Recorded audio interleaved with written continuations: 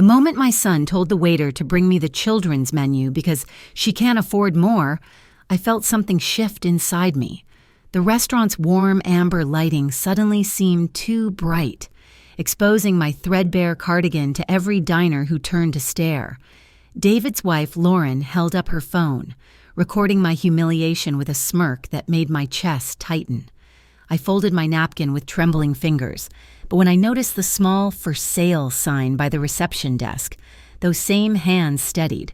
My millionaire son had no idea what I could truly afford. My name is Margaret Hayes, and at 72, I thought I'd experienced every form of disappointment a mother could endure. But sitting in the lakeside bistro that evening, watching my son destroy what remained of our relationship, I discovered new depths of hurt. The restaurant hummed with quiet elegance.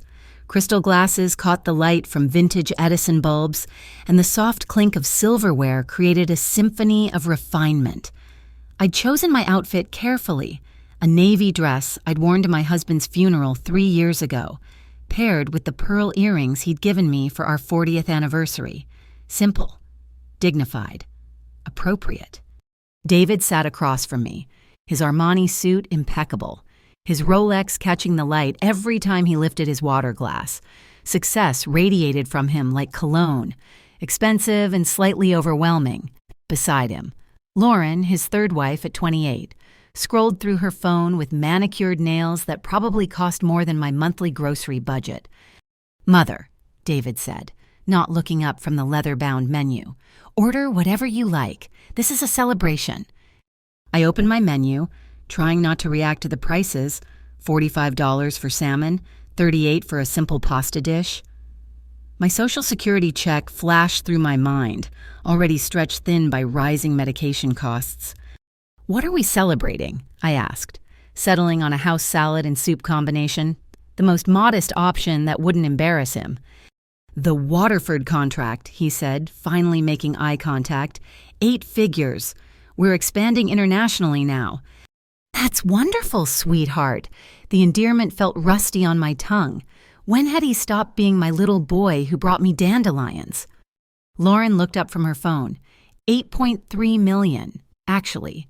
The lawyers finalized it this morning.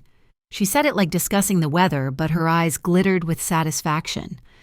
The waiter approached, a young man with kind eyes who reminded me of David at that age, before ambition hardened his features. "Good evening. Have you decided?" David didn't let me speak. "Actually," he said, his voice carrying across nearby tables, "bring her the children's menu. She can't afford more." The words hung in the air like shattered crystal. The waiter's pen stilled. Lauren's phone came up, the camera lens finding my face. At the next table, a woman in diamonds nudged her companion, and they both turned to stare. "Sir?" The waiter looked uncomfortable. "You heard me." David's tone was casual, almost bored. "The children's menu. What is it? Chicken fingers? Mac and cheese? That's more her speed anyway." "David," I whispered, but he was already turning to Lauren, discussing wine pairings as if he hadn't just stripped me bare in public. The waiter's eyes met mine, full of sympathy that somehow made it worse. "Ma'am, "The soup and salad combination, please," I said quietly, "with water." "Bring the children's menu anyway," David insisted. "She's just being proud." Lauren giggled, her phone still recording. "This is hilarious. My followers will love this. When your husband's mom can't even afford real food." My hands found the cloth napkin in my lap, fingers working the hem. "Breathe, Margaret, just breathe." Around us, conversations had quieted. I felt the weight of strangers' stares, some pitying, others amused. A man at the bar whispered something to his date, and they both glanced over. "You know, Mother," David continued, sawing into his $70 steak, "if you'd been smarter with Dad's life insurance instead of giving it all to charity, you wouldn't be in this position."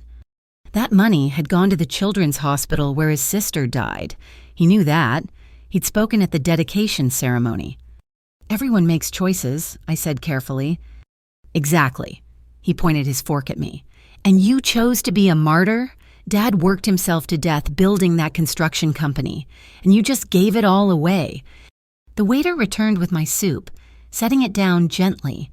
His hand briefly touched my shoulder, so quick David wouldn't notice, but I felt the kindness in it. As he walked away, my eyes caught something I'd missed before, a small brass plaque by the reception desk. "For sale. Serious inquiries only. Please speak with Thomas Bell." I studied that sign while David lectured me about financial responsibility, while Lauren posted her video, while strangers whispered and judged. The soup grew cold as an idea began to form, delicate as spider silk but growing stronger with each insult my son casually tossed across the table. By the time the check arrived, which David paid with a flourish, making sure nearby tables saw his Black American Express, I'd made my decision. I folded my napkin with steady hands and placed it beside my barely touched meal. "Thank you for dinner," I said, standing. David looked surprised.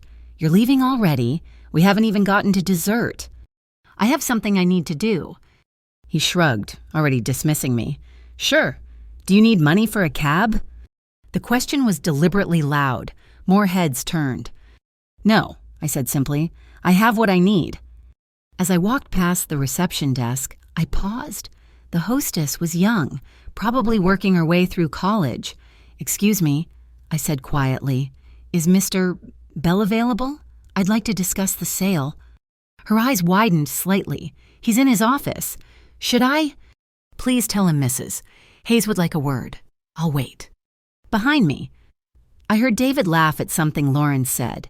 The sound followed me to a leather chair in the waiting area, where I sat with my back straight and my hands folded, looking nothing like a woman who needed the children's menu.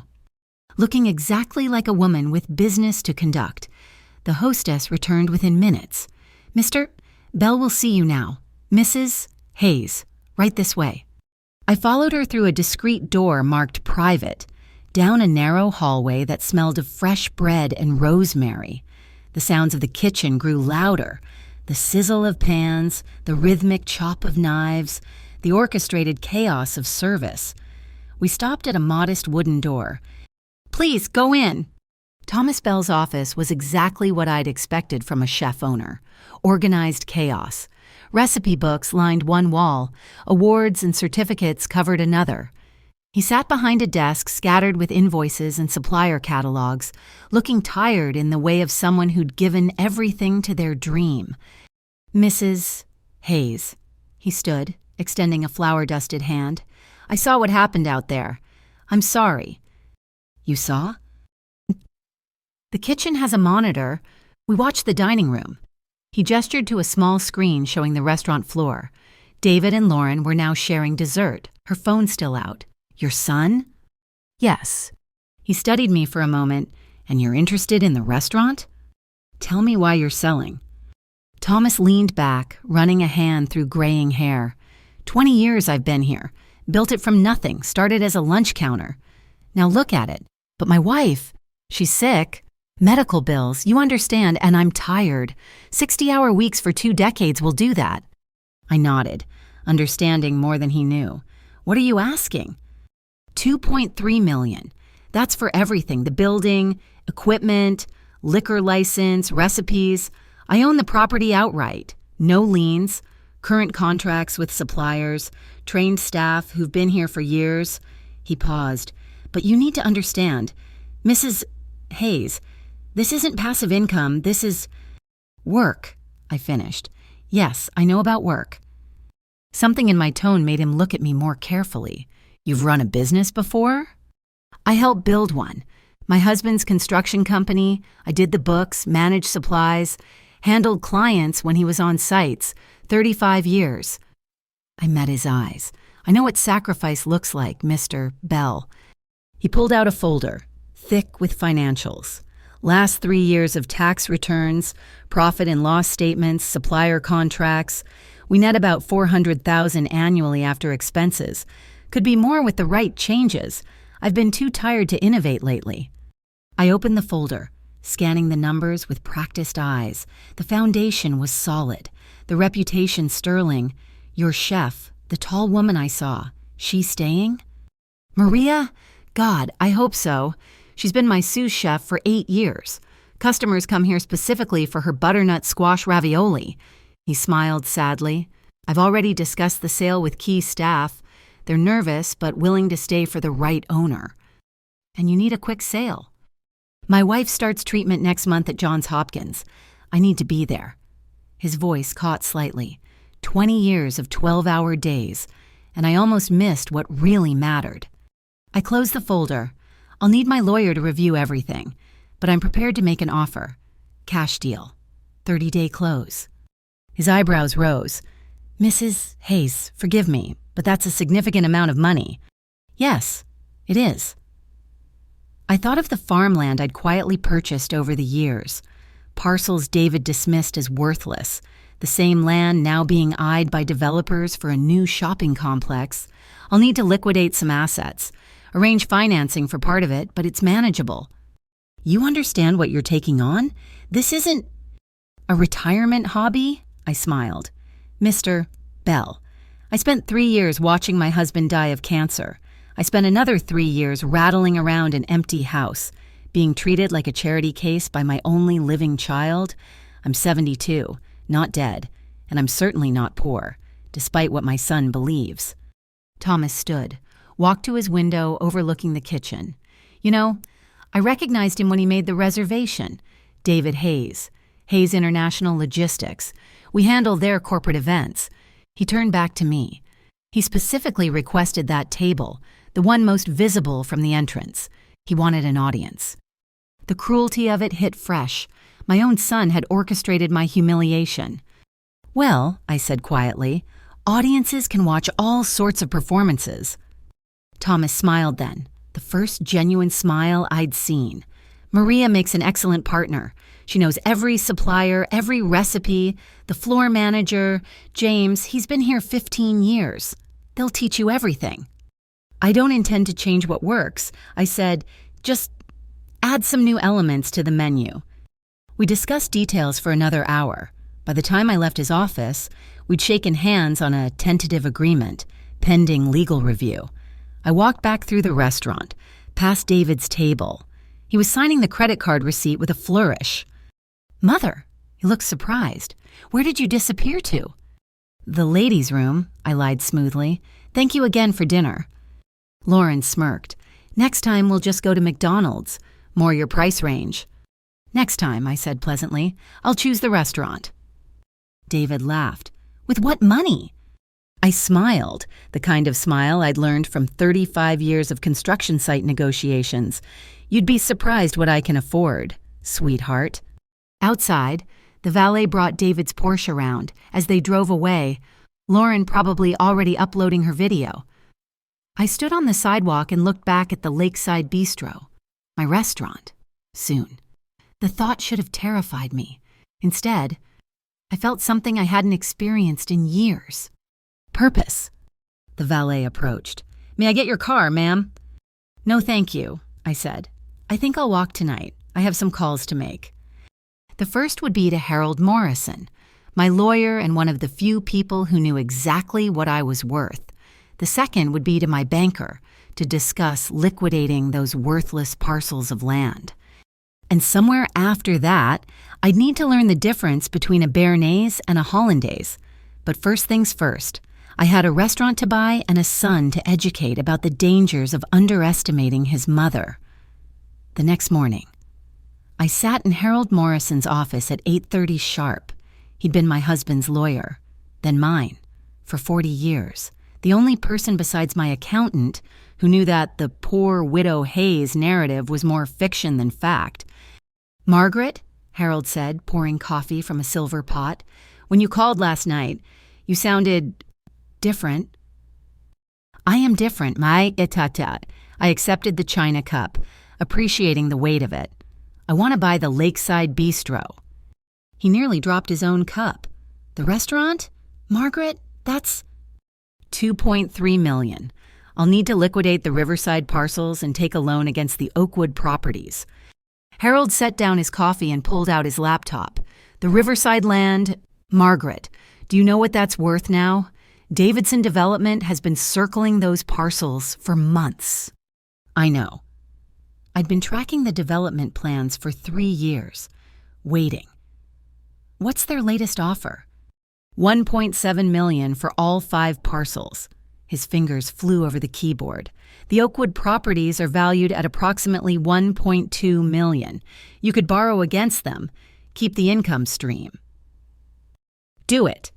He looked up sharply. Margaret, this is a significant decision. Restaurants are notoriously difficult. Harold, I set down my cup. Did I ever tell you why I kept buying land all those years? You said it was investment property. It was insurance. I stood, walked to his window overlooking downtown. Robert built his company from nothing. I watched him work 18-hour days, saw him risk everything multiple times, but he always said, Margaret, you need something that's yours, something no one can take. The land. The land, every bonus year, every profitable quarter. I'd quietly buy another parcel, nothing flashy farmland on the outskirts, lots in transitioning neighborhoods. David thought I was wasting money. I turned back to Harold. Last night, he humiliated me in front of strangers because he thinks I'm poor. Harold's expression hardened. He'd known David since birth, had watched him transform from a sweet boy into a cold businessman. I'll have the papers drawn up today. But Margaret, running a restaurant.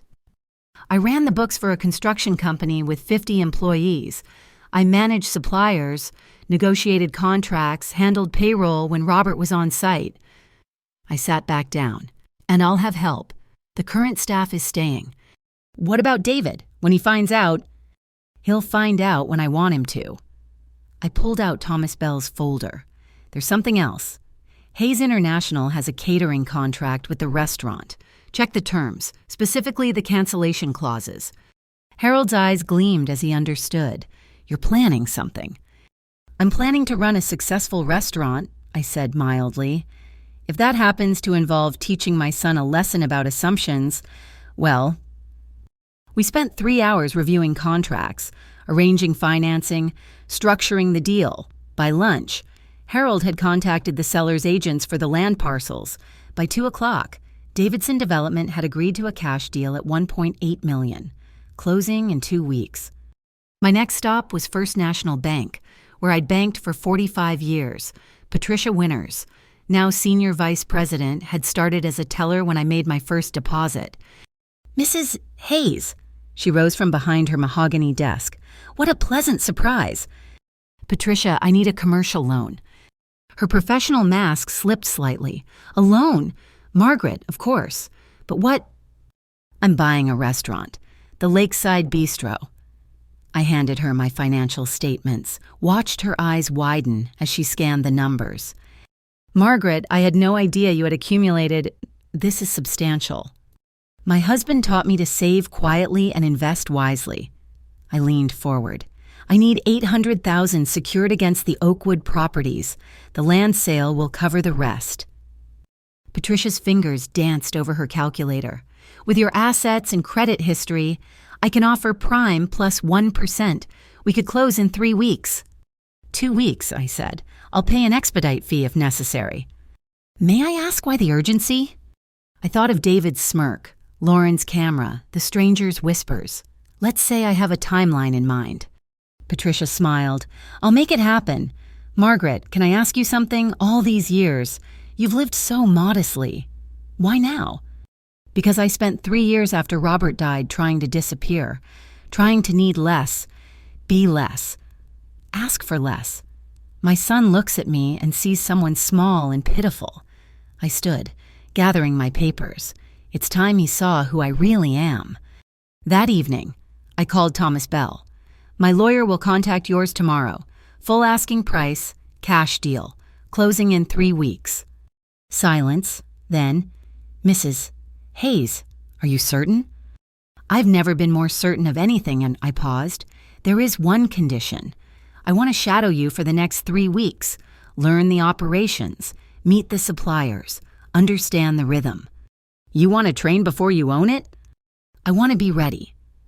I thought of David's corporate events, the careful timing I'd need, Can we keep the sale quiet until closing? Of course. When can you start? Tomorrow? Isn't it? For the morning deliveries? Thomas chuckled. You've done your research. Yes. 4 a.m. Wear comfortable shoes. After we hung up, I sat in my quiet kitchen, the same kitchen where David had urged me to sell the house, move to a nice retirement community. The house Robert built with his own hands, where we'd raised 2 children, where I'd learned to be alone without being lonely. Tomorrow would begin my education in the restaurant business. In 3 weeks, I'd own the Lakeside Bistro. And sometime after that, my son would return to the scene of my humiliation. Only this time, the script would be different. I poured myself a glass of the good wine, the bottle I'd been saving for a special occasion. As I sipped it, I thought about the look on David's face when he discovered his mother. The woman who needed a children's menu owned the very place where he'd tried to diminish her. Some lessons, I decided, were worth $2.3 million. The next 3 weeks passed in a blur of 4 a.m., alarms, and 12-hour days. Thomas Bell proved to be an excellent teacher, patient with my questions and generous with his knowledge. I learned the rhythm of the restaurant, the morning dance of deliveries, the afternoon prep, the evening symphony of service. You're not what I expected, Maria, the sous chef, told me one morning as we inspected a delivery of fresh salmon. Most buyers want to change everything immediately. I'm not most buyers. I made notes about the supplier's consistency, the quality of the fish. This works, why break it? She smiled, the first genuine warmth I'd seen from her. Mr. Bell says you have other plans, though? Something about the catering contracts? I'd reviewed those contracts with Harold extensively. Hayes International held a lucrative agreement. Corporate lunches twice weekly, executive dinners monthly, special events throughout the year. The contract was worth nearly $200,000 annually. More importantly, it contained a morality clause and immediate termination provisions for breach of payment terms. Just ensuring everything is in order, I said mildly. James, the floor manager, approached with an iPad. Mrs. Hayes, I've pulled the records you requested, Hayes International's account history. I scanned the data, unsurprised by what I found. 3 late payments in the past 6 months, each just under the 30-day breach threshold. David's company was juggling cash flow, using vendor credit as an interest-free loan. Thank you. James, file this with the other documentation. He hesitated. Ma'am, the staff. We've all seen the video. The video? Your daughter-in-law posted it. It's been shared around the restaurant community. His jaw tightened. It was cruel. Lauren's recording of my humiliation had gone viral in local circles. I'd avoided watching it, but I knew it existed. I appreciate your discretion, James. The whole staff feels that way. When Mr. Bell told us who was buying, he straightened. We're looking forward to working with you. Word of the sale couldn't be contained completely, not with lawyers and bankers involved, but Thomas kept the buyer's identity vague, citing only a qualified investor with restaurant experience. David would never think to ask. His mother was too poor, too old, too irrelevant to consider. Harold called on a Tuesday afternoon. It's done. The land sale closed this morning. Davidson Development transferred $1.8 million. The bank approved your loan. We close on the restaurant Friday. Good. I was in Thomas's office, learning the ordering system. And the contract review? Rock solid. You can terminate Hayes International with 24 hours notice for any payment delay or contract violation. He paused. Margaret, I also pulled their credit report. Your son's company is leveraged to the hilt. That Waterford contract he was celebrating, it's keeping them afloat. I see. I thought of David's Porsche, his Rolex, the image of success he projected, all built on borrowed time and other people's money. There's more. They've been shopping for new catering services. Apparently, they think the Lakeside is too expensive. The irony was delicious. When were they planning to terminate? Next month. After their quarterly board dinner, they're using the restaurant's reputation for one last show. then dropping it for a cheaper option. How interesting. I made another note. Thank you, Harold. Thursday night, I couldn't sleep. Tomorrow I would sign papers that would transform me from David's poor mother into a restaurant owner. The house felt different somehow, charged with possibility. I wandered into Robert's old office, untouched since his death. His hard hat still hung on the peg. His drafting table still held the plans for the community center he never got to build. "I hope you'd be proud," I whispered to the empty room. "I'm finally using what you taught me." The closing took place at 9 a.m.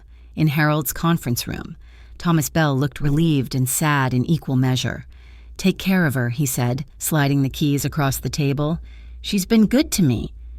"I will." I signed my name with a steady hand, remembering all the times I'd signed quietly in Robert's shadow. Now my signature stood alone, powerful in its solitude. Patricia Winters attended to handle the banking elements.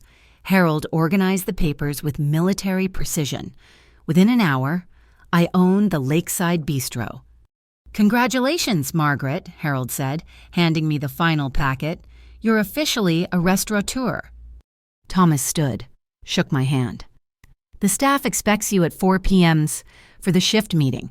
I've told them there's been a sale, but not to whom. You wanted to tell them yourself?" "Yes." I had plans for that meeting, carefully orchestrated introductions that would set the tone for our future. "One more thing." Thomas pulled out a small wrapped box. "From the kitchen staff." Inside was a chef's thermometer, engraved with M. Hayes, and the date, for checking if things are properly done. Maria had written on the card. I blinked hard, touched by the gesture. "Thank you." Thomas left for the airport straight from the closing, anxious to reach his wife.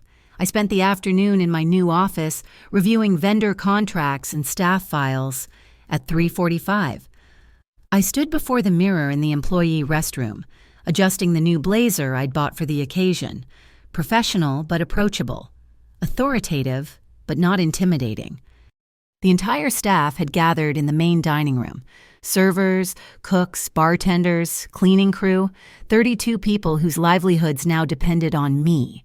I saw curiosity, concern, hope in their faces. "Good afternoon," I began. "My name is Margaret Hayes. As of this morning, I'm the new owner of the Lakeside Bistro." A ripple of recognition went through the room. Several servers who'd witnessed my humiliation exchanged glances. "Yes," I said simply. "That Margaret Hayes. Some of you were here 3 weeks ago when my son suggested I needed a children's menu. Well," I smiled, "I've decided I prefer the full menu after all." Nervous laughter scattered through the group. I want to be clear about my intentions. I'm not here to gut this restaurant or change what makes it special. You've built something extraordinary under Thomas's leadership. I'm here to preserve that and grow it. Maria stepped forward. "What about our jobs?" "Secure, with 10% raises across the board, effective immediately." Gasps and smiles. "I believe in paying for quality, and you've all proven your worth." "What changes are you planning?" James asked. "Minimal at first. New linen service to improve table presentation, extended bar hours on weekends. I want to add a private dining room for events." I paused. "And we'll be reviewing all catering contracts to ensure they align with our standards." More knowing looks. The Hayes International contract was common knowledge among the staff. "I'll be here daily for the first month, learning from each of you. I don't pretend to know everything about running a restaurant, but I know how to run a business. Together, we're going to make the Lakeside even better." I fielded questions for another 20 minutes, then released them to prepare for evening service. As they dispersed, chattering excitedly, James approached. "Ma'am, table 12 just called. They want to make a reservation for tomorrow night, a Mr. David Hayes and party of 6. My pulse quickened. "Tomorrow?" "Yes, ma'am, 8 p.m. He specifically requested the chef's table, said it's for important clients." The chef's table, the prestigious spot where VIPs could watch the kitchen work, where the owner traditionally greeted special guests. "Confirm the reservation," I said calmly. And James, don't mention the change in ownership. Let's make it a surprise. He grinned. Yes, ma'am. Welcome to the Lakeside Bistro, Mrs. Hayes. As he walked away, I stood in my restaurant, and imagined tomorrow night, David bringing clients to impress, probably planning to terminate the catering contract after dessert, walking into a carefully laid trap he'd never see coming. The student was about to become the teacher, and the lesson would be unforgettable. Friday arrived with unseasonable warmth, the kind of spring evening that made al fresco dining irresistible. I'd been at the restaurant since noon, helping with prep, reviewing the evening's reservations. David's name on the list sent adrenaline through my veins each time I saw it. You're sure about this? Maria asked, finding me in the kitchen at 5:30, confronting him here. I'm not confronting anyone, I said, tasting her butternut squash ravioli sauce. I'm simply greeting valued customers. This needs more sage. She added fresh leaves to the pan. The staff are nervous. They know something's planned. Tell them to proceed as normal. Exceptional service. Nothing more. I adjusted my new St. John dress understated elegance in midnight blue. Has the special menu been printed? 20 copies, as requested. She handed me one, including the new pricing structure for catering contracts. I smiled at the 40% increase, still competitive, but no longer the bargain David had been exploiting. Perfect. By 7:45, the restaurant hummed with energy. Every table filled, the bar packed, the kitchen operating at full capacity. I positioned myself in the small office behind the hostess stand, watching the entrance through security monitors.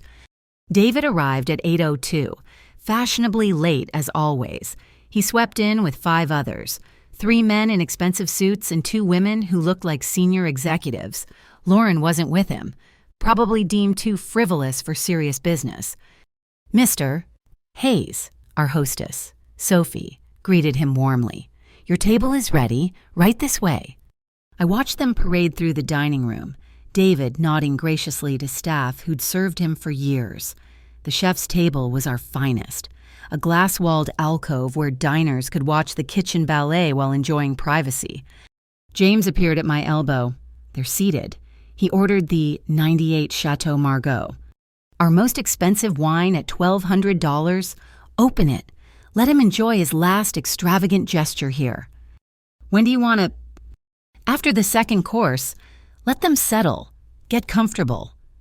I checked my lipstick in the mirror. Has accounting confirmed the outstanding balance? $17,432, 43 days overdue. Beyond our 30-day terms, breach of contract, clear and simple. I spent the next hour circulating through the dining room, greeting guests, checking on service. Several regulars complimented the subtle improvements, fresh flowers on every table, upgraded stemware, the sommelier I'd hired away from a competitor. Margaret? A familiar voice stopped me. Patricia Winters sat at table 6 with her husband. What are you doing here? Working, I said with a smile. Enjoy your meal. Patricia, the salmon is exceptional tonight. Her eyes widened as understanding dawned, but I moved on before she could respond. At 9:15, James caught my eye. Second course had been served to table 12. Time for my entrance. I walked through the restaurant with measured steps, greeting staff by name, pausing to compliment a server's wine presentation. Several diners recognized me from my previous visits, nodding politely. By the time I reached the kitchen doors, I felt eyes following my progress. The chef's table was visible through glass panels. David held court, gesturing broadly as he told some story. The executives listened with practiced attention, laughing at appropriate moments. I pushed through the kitchen doors and approached their table from behind. Maria looked up from plating, gave me an encouraging nod. Good evening, I said, stepping into view. I hope everything is to your satisfaction. David glanced up dismissively, then froze. His wine glass stopped halfway to his lips. Mother? Hello, David. I smiled at his companions. Gentlemen, ladies, welcome to the Lakeside Bistro. I'm Margaret Hayes, the owner. Silence, complete crystalline silence. One of the executives, quicker than the others, extended his hand. Mrs. Hayes, Richard Blackwood, CFO of Whitman Industries. This is an exceptional establishment. Thank you. Mr. Blackwood, we pride ourselves on excellence. I accepted his handshake, noting David's face cycling through confusion, disbelief, and dawning horror. Owner? David's voice cracked slightly. What are you talking about? I purchased the restaurant 3 weeks ago. Didn't Sophie mention it when she seated you? I knew perfectly well she hadn't. I'm making some changes, including reviewing all our catering contracts. I placed the new contract on the table, next to David's plate. Speaking of which, I noticed Hayes International has an outstanding balance, 43 days overdue, per our agreement. That's grounds for immediate termination. The CFO's eyes sharpened. One of the women leaned forward to read the document. This is ridiculous, David sputtered. There must be some mistake. No mistake. I pulled out my phone, showed him the accounting screen. $17,000 overdue, though I'm willing to continue service under the new terms. The rates have increased, naturally. Cost of doing business. Increased by 40%? He'd found that detail quickly. That's highway robbery. That's market rate for a restaurant of our caliber. We've been undervaluing our services. I smiled pleasantly. Of course, if you prefer to find another caterer for your corporate events. The threat hung unspoken. Where else would he find equivalent prestige on short notice? His clients expected the lakeside. David, the CFO said quietly, you told us Hayes International had an exclusive partnership here. We do. David's neck flushed red. This is just a misunderstanding. A $17,000 misunderstanding? The woman who'd read the contract looked decidedly unimpressed. That's significant cash flow mismanagement. I let the implications sink in. David's potential clients were watching him squirm over what was, to them, a trivial amount. His carefully constructed image of success was cracking. Mrs. Hayes, Blackwood addressed me directly. Whitman Industries values vendor relationships. We'd be interested in discussing your catering services. I'd be delighted. I produced a business card from my clutch, my new cards, with owner printed in elegant script. Call my office Monday. We'll arrange a tasting. David's face had progressed from red to purple. Mother, we need to discuss. After you settle your account, I said smoothly. The kitchen closes at 10:30, so please enjoy your meal. Maria's made something special tonight. I turned to go, then paused. Oh, David, that children's menu you were so concerned about, we've discontinued it. We find our clientele prefers more sophisticated options. The executives exchanged glances. One pulled out his phone, undoubtedly Googling what he'd missed. I left them there. David stammering explanations to increasingly skeptical clients. In the kitchen, Maria high-fived me while the line cooks applauded. His face? She laughed. When you said owner, I thought he might choke on his wine.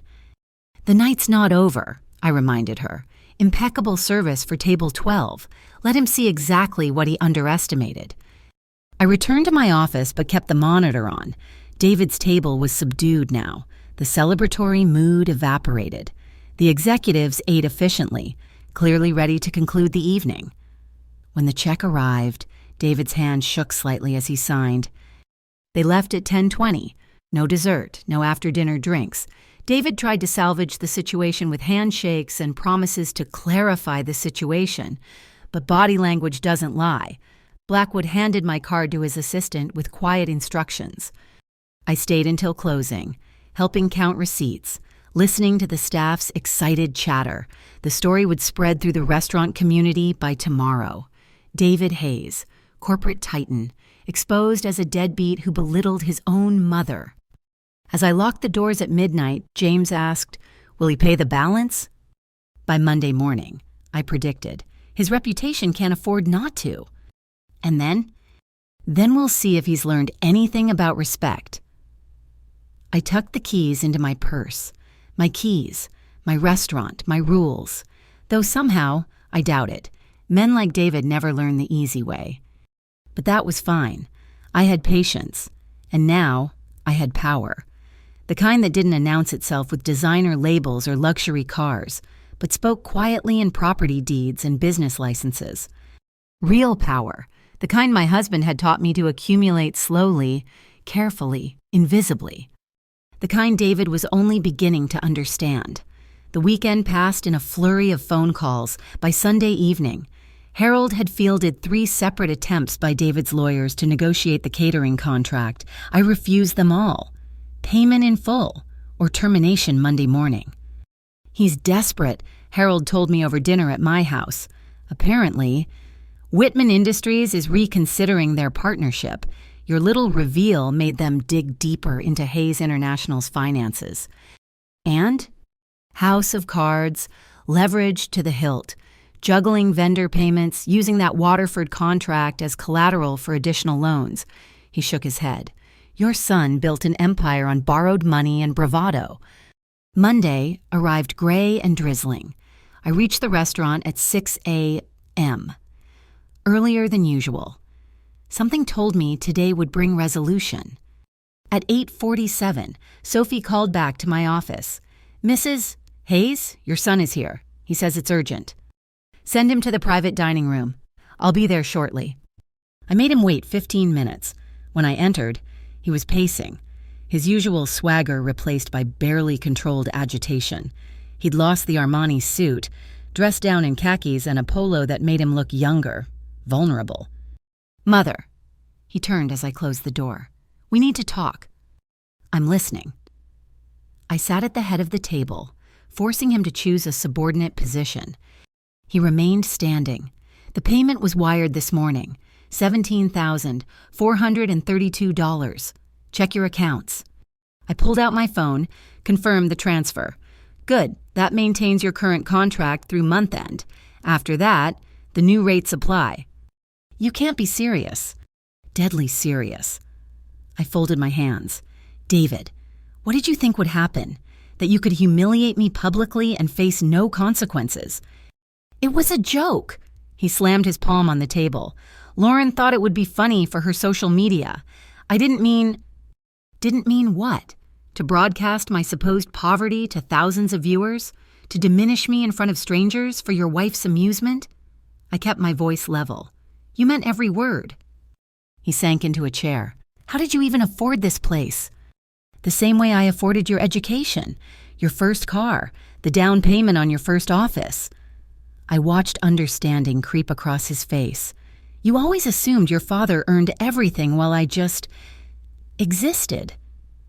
But who do you think managed the books, negotiated with suppliers, kept the business running while he was on construction sites?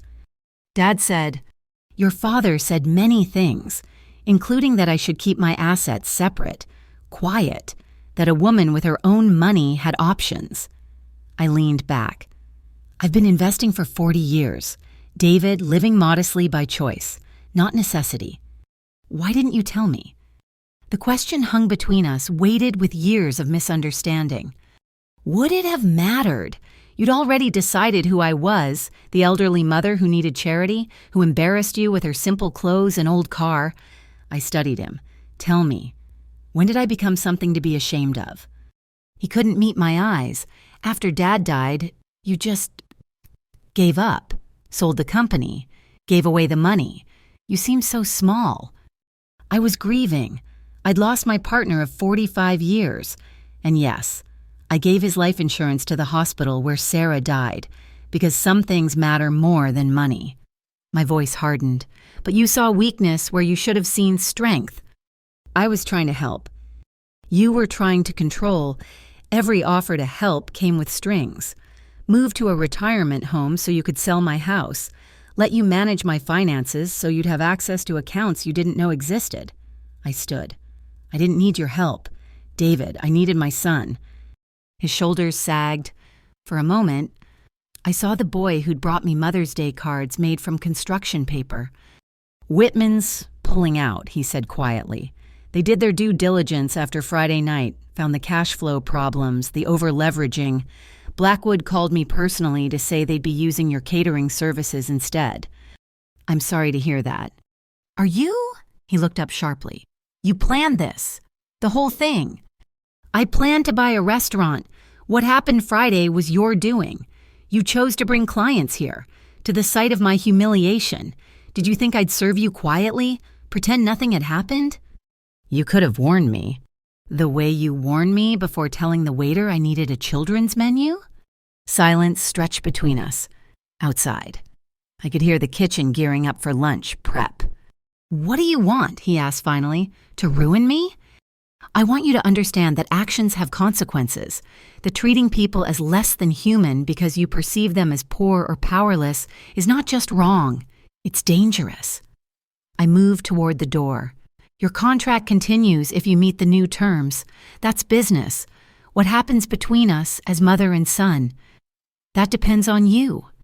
Mom, the word stopped me. He hadn't called me that in years. I'm sorry. For what exactly?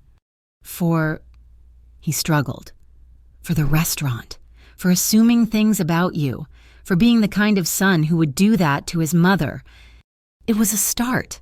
Not enough, not yet, but a crack in the armor he'd built. I accept your apology. But David, I need you to understand something. I turned back to face him. I didn't buy this restaurant to punish you. I bought it because I'm 72 years old and tired of being invisible. Tired of shrinking myself to fit your idea of what a widow should be. What can I do to fix this? You can start by seeing me, not as your poor mother or a problem to solve, but as a person, a businesswoman, someone who survived 45 years in construction and came out with her own fortune intact. He nodded slowly. The new catering rates, they're fair. They're what we're worth. Then Hayes International will pay them. And He paused, choosing words carefully. I'd like to have dinner here, with you, not as business, just dinner. I'd like that. I opened the door. Call my assistant, we'll arrange something. Mom? He stood. For what it's worth. That video Lauren posted, I made her take it down. Told her if she posted anything about you again, we were done. Small victories, thank you. David. I left him in the private dining room and returned to my office. Through the window. I watched him exit onto the street. His shoulders were straighter, the swagger gone but something more honest in its place. Maria knocked and entered. Everything okay? Getting there. I turned back to my desk, to invoices and supply orders and the 1,000 small details of running a restaurant. He's paid the balance. We'll honor the existing contract through month end. And after? After, we'll see if he's learned anything about respect. She smiled. You know, Mrs. H., when you first started shadowing here, I thought you were just another rich person playing restaurant, but you're tougher than you look.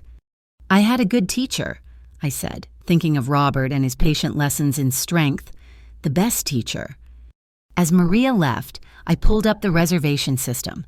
There, in neat digital rows, were the bookings that would keep my restaurant thriving, including a new entry for next Tuesday, D. Hayes, party of 2, 7 p.m.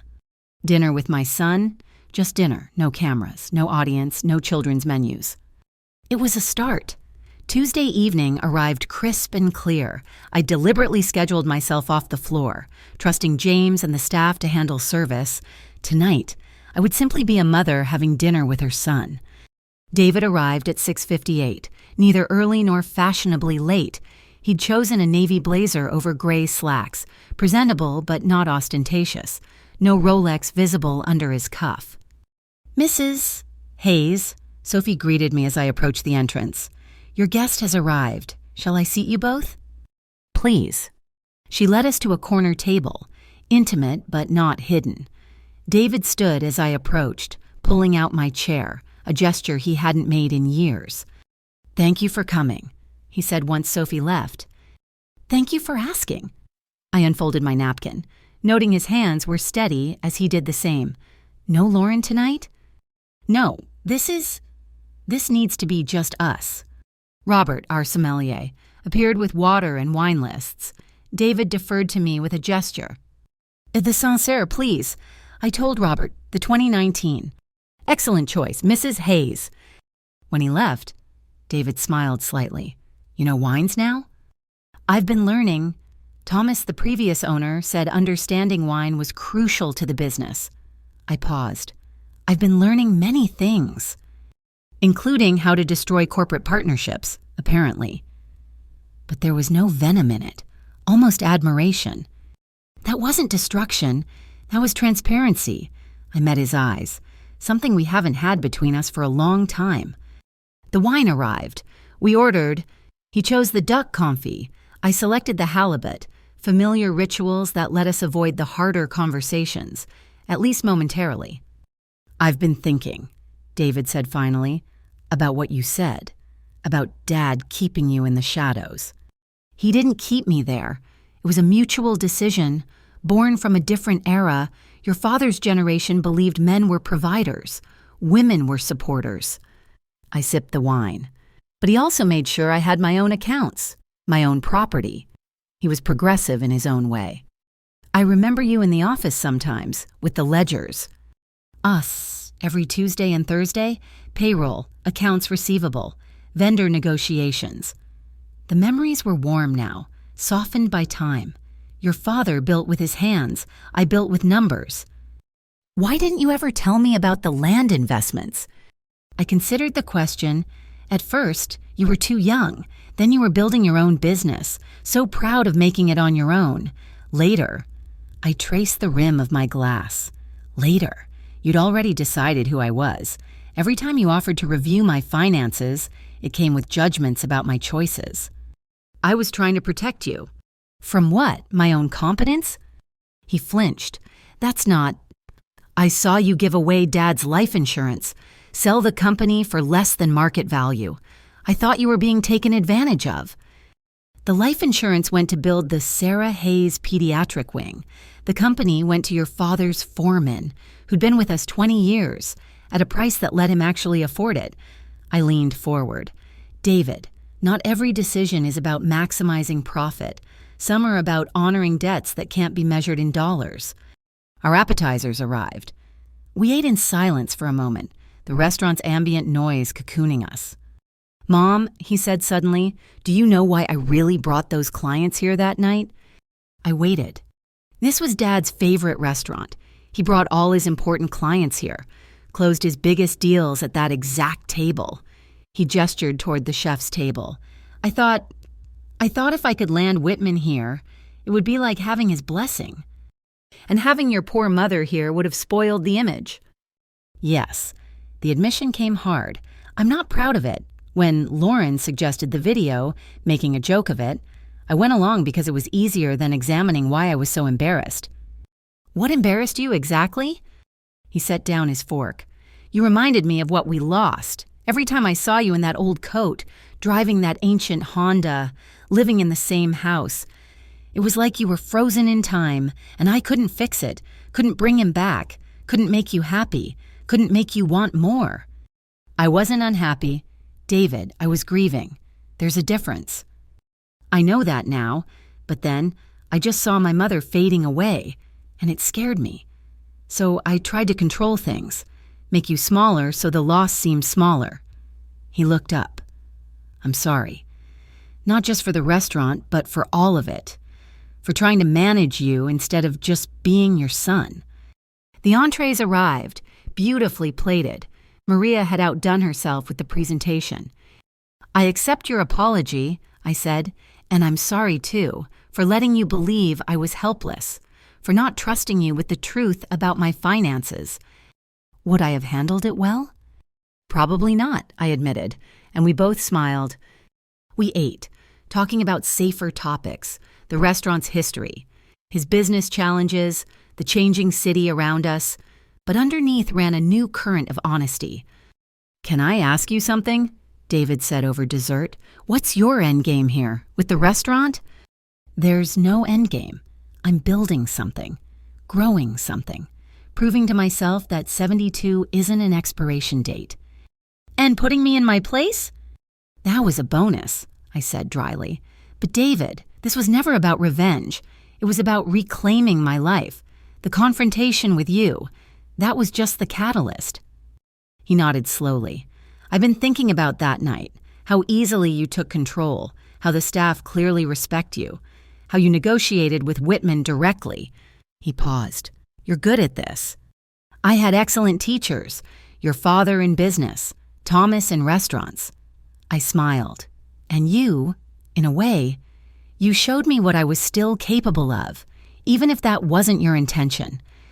By humiliating you, by underestimating me, there's a difference. I signaled for coffee.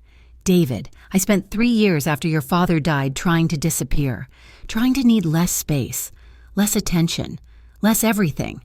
You treating me as invisible. It woke something up, made me remember who I was before grief made me small. The coffee arrived, rich and dark. David stared into his cup. What happens now, he asked, between us? That depends on you. I'm here, running my restaurant, living my life. You can be part of that or not. But it has to be real. No more trying to manage me, no more assumptions about what I need. Just truth. I'd like that, to know you, the real you. He looked around the dining room. Maybe you could teach me about the restaurant business. You want to learn from your mother? I want to learn from a successful businesswoman who happens to be my mother. He smiled, and for a moment I saw Robert in his features. Besides, apparently I've been paying 40% below market rate for catering. I should probably understand what I'm paying for. Fair enough? I raised my coffee cup. To new beginnings? He touched his cup to mine, to seeing clearly. We finished our meal without fanfare. No dramatic reconciliations, no tearful embraces, just two adults finding their way back to honesty. As we prepared to leave, James approached. Mrs. Hayes. Mr. Blackwood from Whitman Industries called. They'd like to book the private dining room for next month's board meeting. David stiffened slightly, then relaxed. They'll love it here. Your butternut squash ravioli is better than La Bernardin's. You've had both? I've had expensive tastes and cash flow problems, he said wryly, a dangerous combination. Outside, the valet brought his car, a Lexus, not the Porsche. Downsizing, he explained at my look, trying to match reality to appearance for once. David, I called as he opened his door. Next Tuesday, same time? I'd like that, and he paused. Mom, thank you. For the lesson, all of them. As his taillights disappeared into traffic, I stood on my restaurant's threshold. Inside, warm light spilled onto the sidewalk. My staff moved efficiently through their closing routines. My business hummed with life and purpose. I thought of Robert, of what he'd say about tonight. Probably something about foundations needing time to settle before you could build on them. We'd laid foundation tonight, David and I. What we built on it remained to be seen. But for the first time in years, I was optimistic about the architecture of our future. 6 months later, I stood in my office reviewing the quarterly numbers. Revenue up 32%, 3 new corporate accounts, including Whitman Industries, a wait list for weekend reservations stretching 3 weeks out. But the numbers that mattered most weren't on any spreadsheet. Mom, David knocked on my open door. You ready? Tuesday dinners had become our tradition. Not every week. We both had lives, obligations, but often enough to rebuild what we'd lost. Tonight was different, though tonight he was bringing someone. Almost. I closed the laptop. Is she here? Waiting at table 7, she's nervous. She's not the only one. He'd been dating Melissa for 3 months, a pediatric nurse, divorced, 2 teenage children, nothing like Lauren, who'd vanished the moment David's financial troubles became public. She knows the story, he said, about the children's menu, about everything. And she still agreed to meet me? She insisted on it, said anyone who could pull off what you did was someone she needed to know. He smiled. I think you'll like her. I followed him into the dining room. Melissa stood as we approached, auburn hair, kind eyes, wearing a simple dress that reminded me of my own style. No designer labels, no artificial enhancements, just genuine warmth. Mrs. Hayes, she extended her hand. I'm so pleased to finally meet you. Please, Call me Margaret. I liked her firm handshake. David's told me wonderful things about you. He's told me remarkable things about you. She glanced around the restaurant. This place is even more beautiful than he described. We settled at the table. Conversation flowed easily, her work at the hospital, my early days with Robert, David's new business venture. He'd dissolved Hayes International, taken a position with a smaller firm, less money, less prestige, more stability. I hear you're expanding, Melissa said over dessert. A second location? Considering it. I'd been approached about a space downtown, newer building, younger demographic, though I'm not sure I have the energy for 2 restaurants. You could promote Maria, David suggested. Make her executive chef. Let her run this location while you develop the new one. I studied my son 6 months ago. He would have insisted I was too old for expansion, that I should sell while the restaurant was profitable. Now he saw possibilities instead of limitations. I'll think about it, I said. After dinner, Melissa excused herself to the restroom. David and I sat in comfortable silence. She's lovely, I said. She's real. He played with his coffee spoon. No games, no social media performances, just real. That's worth everything. Mom, can I tell you something? I nodded. That night, the children's menu night, Lauren wasn't supposed to film it. I told her not to. But when she did, when I saw you through her phone screen, he paused. I saw how cruel it was, how small I'd become, but I was too proud to stop it. And now I'm grateful. Not for hurting you, never that, but for what came after, for being forced to see myself clearly. He met my eyes. I was becoming someone Dad would have hated, someone who measured worth in dollars and appearances. Your father had his flaws too. David, don't idealize him. I know, but he would have been proud of you, of this. He gestured to the bustling restaurant, of how you refused to stay down. Melissa returned, and we ordered coffee. The conversation turned lighter. Her children, vacation plans, the new menu items Maria was testing, normal family dinner conversation, the kind I'd missed for years. As they prepared to leave, Melissa hugged me. Thank you for dinner, and for raising the man David's becoming. He's doing that himself, I said, but squeezed her hand in gratitude. David kissed my cheek. See you Thursday? Supplier meeting? 2:00 sharp. I watched them leave, saw him take her hand as they walked to his car, through the window. I caught my reflection, silver hair pinned back. Saint. John blazer over a silk blouse, standing straighter than I had in years. James appeared at my elbow. The mayor's office called. They want to book us for the charity gala next month.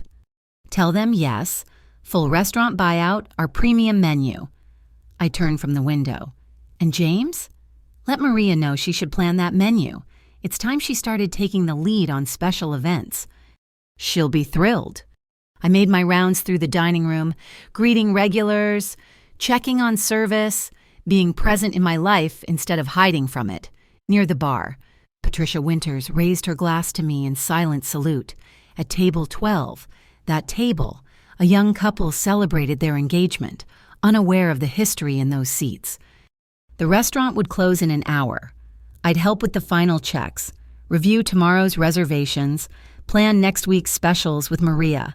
Then I'd drive home to my empty house that no longer felt like a tomb but a peaceful refuge. In my office, I paused at Robert's photo on my desk. We did it, I whispered. Not the way we planned, but we did it. My phone buzzed. A text from David. Thank you for tonight, for everything. Love you, Mom. 3 words he hadn't written in years. I typed back, love you too, see you Thursday. Outside, Seattle hummed with evening energy. Inside, my restaurant thrived with purpose and life. Somewhere between the humiliation of a children's menu and the satisfaction of success, I'd found myself again. Not the woman I'd been as Robert's wife, not the mother David thought he knew, but someone entirely my own. Margaret Hayes, 72 years old, restaurant owner, mother, survivor, visible at last. The night wrapped around the lakeside bistro like a satisfied sigh. In the kitchen, Maria tested tomorrow's special.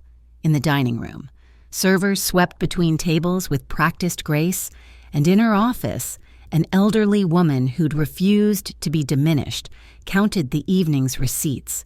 Each dollar a small victory over those who'd tried to make her disappear. Some revenge is served cold. Mine was served at exactly the right temperature, with a side of dignity and a vintage that improved with age. The children's menu was never coming back. And neither was the woman who'd once thought she might need it. Thank you so much for listening to this story. I'd love to know where in the world you're listening from. Please share in the comments below so we can connect. If you enjoyed this story about Margaret's journey from humiliation to triumph, please subscribe to the channel and share your thoughts. What would you have done in Margaret's situation? Let me know in the comments.